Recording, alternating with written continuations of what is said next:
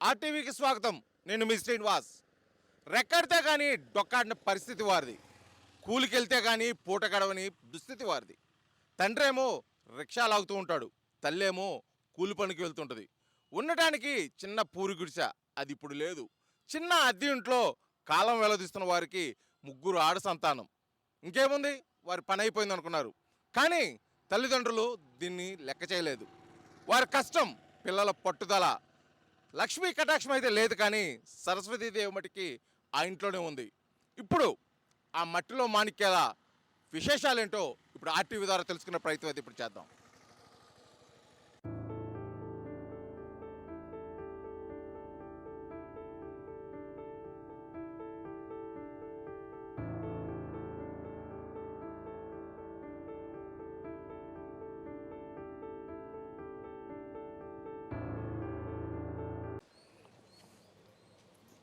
ప్రస్తుతం మనం మట్టిలో మాణిక్యాలు అంటే ఇంటర్ సీనియర్ విభాగంలో 1990 మార్కులు, అదేవిధంగా జూనియర్ బైపీసీ విభాగంలో 455కి 442 మార్కులు సాధించినటువంటి ఆణిముత్యాలు.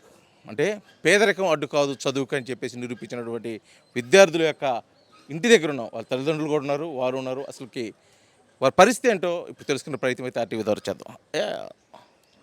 మీ పేరేంటి, అసలు మీరు ఏం చేస్తుంటారు? మీరు బేరం సార్, రిక్షా తీసుకొని ఉదయం పూట పోయి సాయంత్రం కల్లా తిరుక్కొని వస్తుంటాం. దానివల్ల వచ్చే పావులా బేడ పెట్టి ఇంట్లో జరుపుకుంటూ ఉంటాము.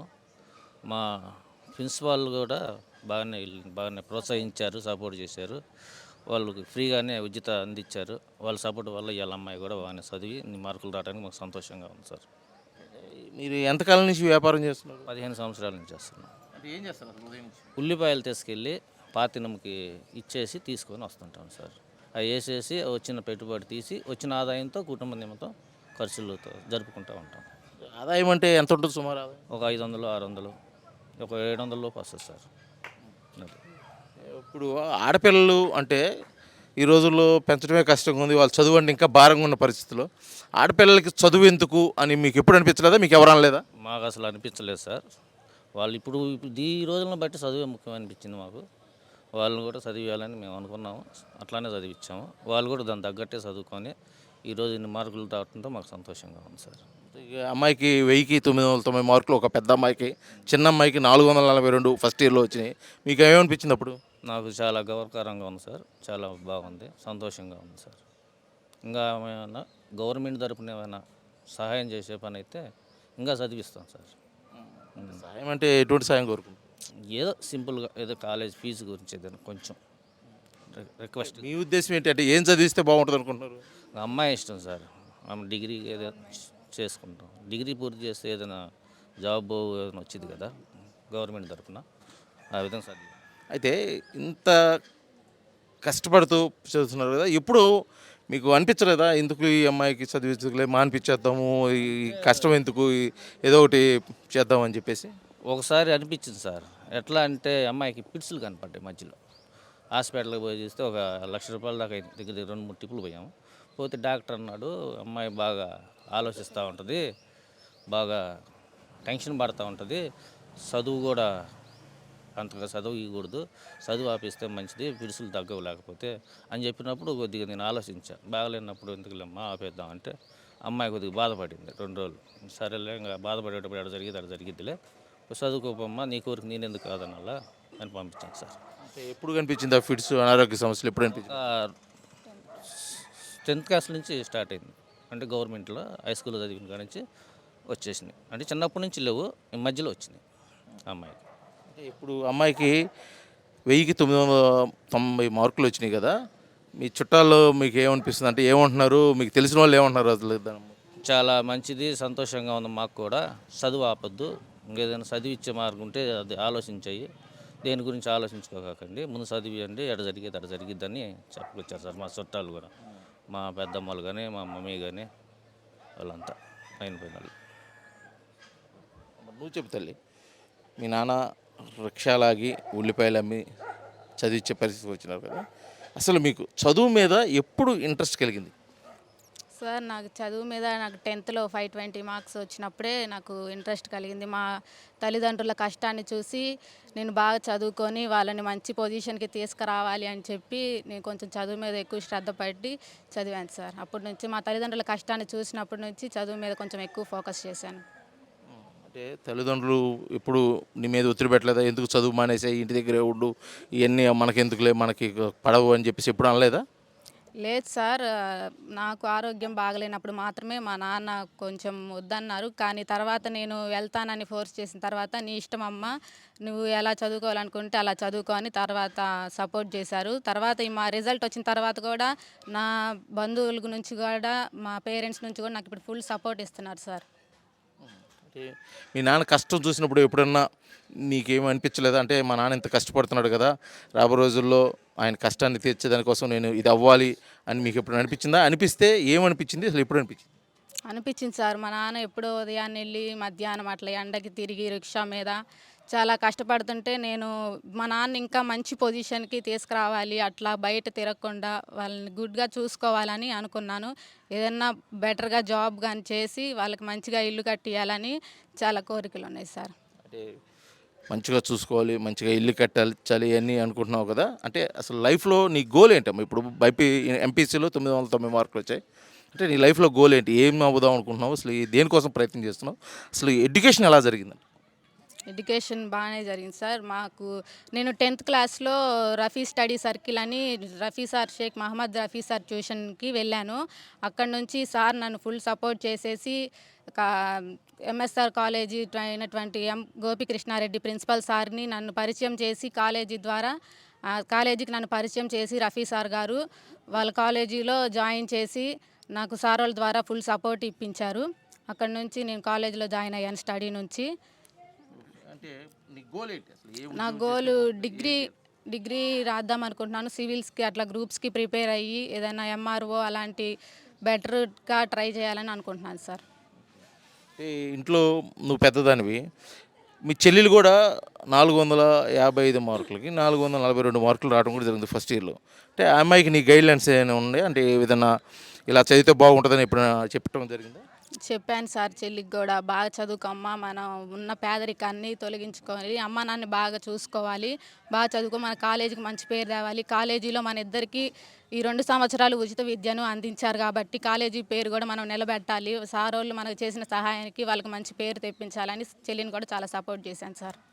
ముఖ్యంగా అంటే మీరు ఈ పేదరికంతో చదువుతున్నప్పుడు నీ తోటివారు కానీ, లేకపోతే నీ పక్కన వాళ్ళు కానీ ఎవరన్నా ఎప్పుడన్నా నిన్ను కించపరిచే విధంగా, ఎందుకమ్మా మీ మొహాలకు చదువులు, మీరు చదువుతున్నారా ఇది అన్నప్పుడు మీకు ఎప్పుడన్నా అన్నారా? అన్నప్పుడు మీకు ఏమనిపించింది?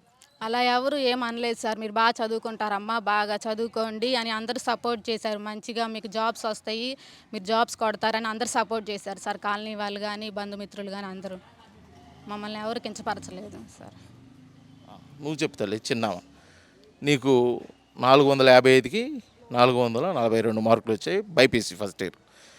ఇంట్లో ఒకరికి చదువుకుంటేనే కష్టం, రెండో వాళ్ళకి కొద్దిగా ఇబ్బందిగా ఉంటుంది. అటువంటిది నిన్ను కూడా చదివించారు కదా అమ్మా నాన్నలు, అసలు నీకేమనిపించింది? చాలా ఆనందంగా ఉంది సార్. నాకు 445కి 442 మార్కులు వచ్చినాయి. మా తల్లిదండ్రులు చాలా ఆనందంగా ఉన్నారు నా మార్కులను చూసి. చాలా సంతోషంగా ఉంది నాకు. వాళ్ళ కష్టాన్ని చూసి ఇంకా నేను ముందుకు వెళ్ళాలి, వాళ్ళు మంచిగా చూసుకోవాలని అనుకుంటున్నాను. ఏం చేయాలమ్మా, నీ గోల్ ఏంటి? ఏం చదువుదామని మీరు? నర్స్ చేద్దాం అనుకుంటున్నాను సార్.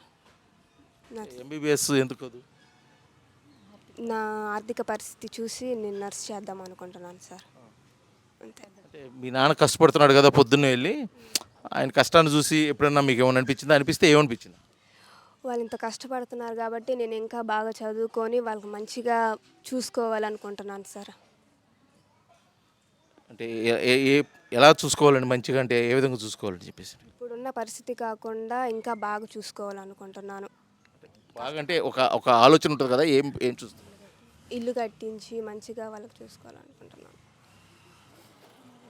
వాళ్ళ ఎవరన్నా సహకారం అందిస్తే, అంటే ఎంబీబీఎస్ చదివేదానికి ఇంట్రెస్ట్గా ఉందా? ఉంది సార్. రాస్తావు అసలుకి? రాస్తాను సార్. మరి ఎందుకు నర్సు అని చెప్పేసి అంటున్నావు? ఆర్థిక పరిస్థితిని చూసి అందుకని. ఎప్పుడన్నా ఆలోచన వచ్చింది అసలుకి ఎంబీబీఎస్ చేయాలి అని? వచ్చింది సార్. రాద్దాం అనుకున్నాను. ఇంట్లో వాళ్ళ పరిస్థితిని చూసి ఇంకా నర్స్ చేద్దాం అనుకుంటున్నాను. అంటే మంచి ర్యాంక్ కొడితే ఈ ఫీజులు పెద్దగా ఉండవు కదా, ఎందుకని ఆ విధంగా ఆలోచించలేదు? ఎంతో కొంత పడిద్ది కదా సార్.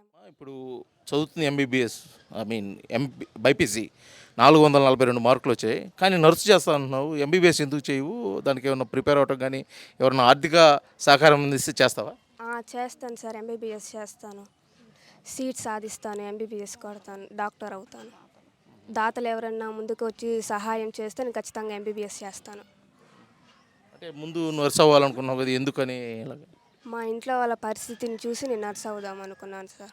ఇప్పుడు ఎవరన్నా బయట నుంచి సహాయం చేస్తే నేను ఖచ్చితంగా ఎంబీబీఎస్ చదువుతాను. ఇద్దరు బిడ్డల్ని చాలా కష్టపడి తల్లిదండ్రులుగా వాళ్ళని ఇంత స్థాయికి తీసుకొచ్చిన పరిస్థితి, తల్లిగా మీ రోజు ఖచ్చితంగా ఉంటుంది. అసలు మీరేం చేస్తుంటారమ్మా?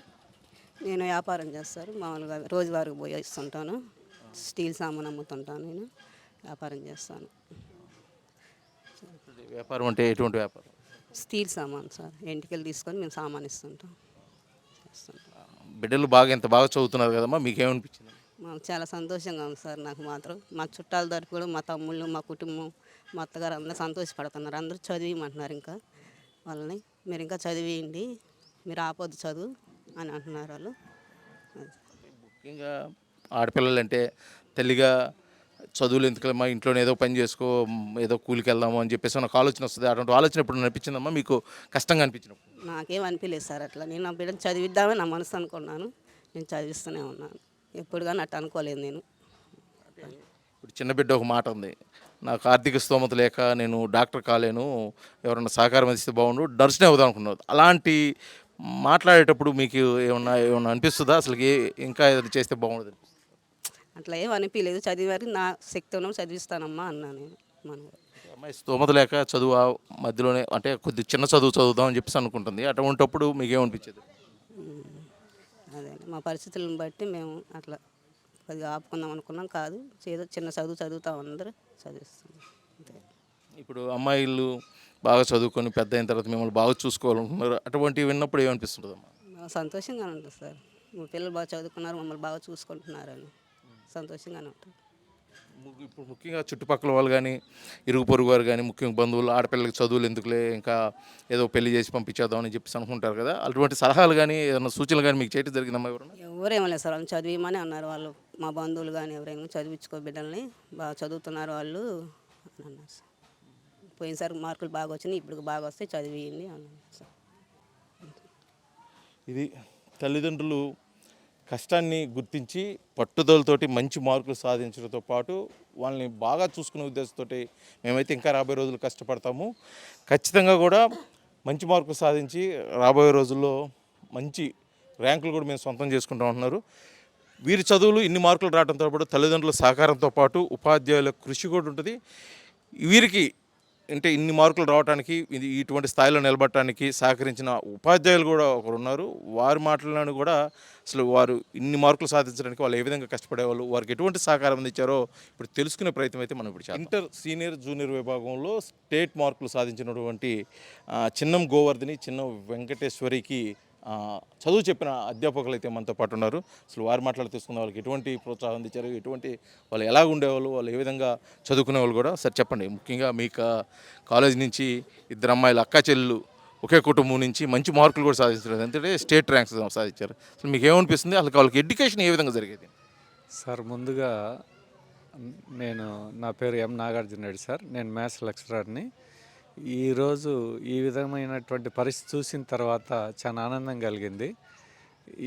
మేము ఈ 25 సంవత్సరాలలో ఎంతోమంది విద్యార్థులు తీర్చిదిద్దగలిగాము, కానీ ఆర్థిక వనరులు లేని అటువంటి ఒక పేదింటి విద్యార్థిని మేము ఈ విధంగా తీర్చినందుకు మాకు దేవుడు ఆశీస్సులతో పాటు ఇంకా మరికొంతమంది భవిష్యత్తులో మరికొంతమంది విద్యార్థులను తీర్చిదిద్దగలగడానికి ఒక ఉత్సాహాన్ని, ఒక ప్రోత్సాహాన్ని ఇచ్చినట్టుగా అనిపిస్తుంది మీ ద్వారా. ఇక్కడ ఉన్నటువంటి గ్రామీణ ప్రాంతాల్లోని విద్యార్థుల్ని ఇంకా మరికొంతమందిని తయారు చేయడానికి ఇది ఒక ఊతం ఇచ్చింది. అలాగనే మా కాలేజీ ప్రస్తుత ప్రిన్సిపాల్ అయినటువంటి ఎం గోపికృష్ణారెడ్డి గారు, వెంకారెడ్డి గారు, డైరెక్టర్ అయినటువంటి నేను నాగార్జున రెడ్డి ఇంకా ముందుకు తీసుకెళ్లేదానికి ఈ పేద విద్యార్థుల్ని కానీ మిగతా గ్రామీణ ప్రాంతాల్లో మంచి విద్యను అందించడానికి ఉపయోగపడుతుంది సార్. మీరు చెప్పండి, ముఖ్యంగా అమ్మాయి బాగా చదువుకుంటుందని మీకు ఎలా గుర్తించగలిగారు? అమ్మాయికి ఏమైనా స్పెషల్ ఎడ్యుకేషన్ ఇవ్వడం జరిగిందా? మీకు అమ్మాయికి చదువు చెప్పేటప్పుడు ఏమనిపించింది సార్? సార్ 2 సంవత్సరాల క్రితం వచ్చినప్పుడు వాళ్ళ తల్లిదండ్రులు మేము అసలు చదివిలేము, మాన్పిస్తాము అని చెప్పారు సార్. నేను మా రఫీ సార్ అని మా కాలేజీలో పనిచేస్తున్నటువంటి ఇద్దరం వాళ్ళ అమ్మని కన్వీనియన్స్ చేసి, అమ్మ మ్యారేజ్ చేయొద్దు, మీరు చదివించుకోండి, ఆర్థికంగా ఏదన్నా ఉంటే మేము హెల్ప్ చేస్తాం కాలేజీ పరంగా అని వాళ్ళ అమ్మకు భరోసా ఇచ్చి, ఆ రోజు ఇచ్చినటువంటి భరోసా ఈరోజు ఆ అమ్మాయి కళ్ళల్లో ఆనందం చూసిన తర్వాత మాకు చాలా ఆనందం కలుగుతుంది సార్. ముఖ్యంగా చదువు చెప్పడం వరకు అయితే మీ వంతు. ఆ అమ్మాయి క్లాస్ రూమ్లో ఎలా చదివేది అంటే పరీక్షలకు కానీ చదువు విషయంలో మ్యాథ్స్ చేయడంలో కానీ, ఫిజిక్స్ కానీ, కెమిస్ట్రీ కానీ ఎక్స్ట్రాడినరీగా ఉంటుంది సార్. అంటే ఇప్పుడు రాబోయే రోజుల్లో ఈ అమ్మాయిని చూసి ఇంకా చాలామంది వచ్చే అవకాశం ఉంటుంది కాబట్టి వారికి మీ సైడ్ నుంచి ఎటువంటి ప్రోత్సాహం ఉంది సార్? అంటే ఇట్లాంటి పేదింటి విద్యార్థులు ఎవరైనా సరే సార్, ఆర్థిక వనరులు లేక కార్పొరేట్ కాలేజీ వెళ్ళలేము అటువంటి విద్యార్థులందరికీ ఇది ఒక ప్రోత్సాహం అమ్మాయి ఇచ్చినట్టు సార్. దీన్ని తీసుకొని వాళ్ళ ఇన్స్పిరేషన్తో పేదింటి విద్యార్థులు మరికొంతమంది ఇలాగనే చదివి ఉన్నతంగా రాణించడానికి ఆ అమ్మాయి ఒక బూస్ట్ అవుతుంది సార్. అక్కా చెల్లెలకు అన్ని మార్కులు రావడానికి, రాష్ట్ర స్థాయిలో మంచి గుర్తింపు తీసుకోవడానికి దోహదపడినటువంటి కళాశాల యాజమాన్యం, అదేవిధంగా డైరెక్టర్ అయినటువంటి వారి కళ రానున్న రోజుల్లో మరికొంతమంది పేద విద్యార్థులకు మంచి విద్యను అందించి వారిని ఉన్నత శిఖరాలకు అధిరోహించడానికి కోసం దోహదపడాలని చెప్పేసి కోరుకున్నాం. చిన్నం గోవర్ధని, చిన్నం వెంకటేశ్వరి వీరిద్దరూ మార్కులు రాష్ట్ర స్థాయిలో కూడా మంచి గుర్తింపు తెచ్చుకున్నాయి. ఒకరు ఇంటర్ సీనియర్ విభాగంలో, ఒకరు ఇంటర్ జూనియర్ విభాగంలో. వారు తెచ్చుకున్న మార్కులు వారికి అంత గుర్తింపు తెచ్చాయి, కానీ వారికి వెంటాడుతున్న మటుకి పేదరికం. అధ్యాపకులు ప్రోత్సాహం అయితే ఉంది, కానీ రానున్న రోజుల్లో ఉన్నత చదువులు చదవడానికి, ఉన్నత శిఖరాలు అధిరోహించడానికి కొంత ఆర్థిక సహాయం అయితే ఖచ్చితంగా కావాల్సిన పరిస్థితి. వారు అనుకున్నది సాధించడానికి ఖచ్చితంగా దాతలైతే ముందుకు వచ్చి వారికి సహకరించాలని చెప్పేసి కూడా ఆర్టీవీ తరఫున కోరుకుంటూ మరొకసారి అక్క చెల్లెలు ఇరువురు కూడా ఆర్టీవీ తరఫున శుభాకాంక్షలు తెలియజేస్తూ వీడియో జర్నలిస్ట్ లక్ష్మణ్తో శ్రీనివాస్, ఆర్టీవీ, చేమకుర్తి, ప్రకాశం జిల్లా. తెలుగులో న్యూస్ కి ఫాస్టెస్ట్ యాప్ ఇప్పుడు టోటల్లీ న్యూ అవతార్లో జస్ట్ 5 seconds లో కంప్లీట్ న్యూస్. సోషల్ మీడియాలో ట్రెండ్స్ కి one stop solution. Live TV app voice search option తో ఇప్పుడే డౌన్లోడ్ చేయండి లేదా అప్డేట్ అయిపోండి. యాప్ లింక్ డిస్క్రిప్షన్ లో ఉంది.